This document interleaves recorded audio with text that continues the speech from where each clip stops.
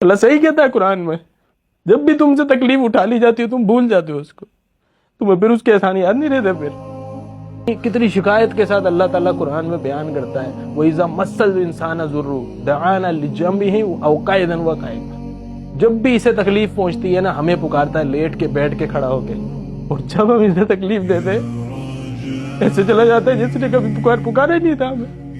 کیسی شکایت کے ساتھ اللہ بیان کر رہا ہے قرآن، تمہارا دل پھٹ نہیں جاتا، تمہارا کلیجہ پھٹ نہیں جاتا سن کے؟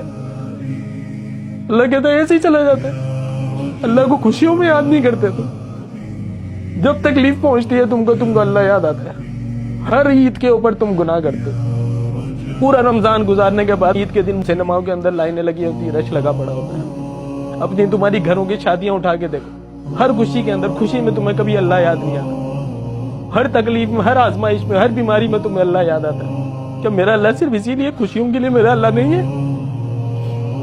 اللہ صحیح کہتا ہے قرآن میں، جب بھی تم سے تکلیف اٹھا لی جاتی ہے تم بھول جاتے ہو اس کو، تمہیں پھر اس کے احسان یاد نہیں رہتے۔ پھر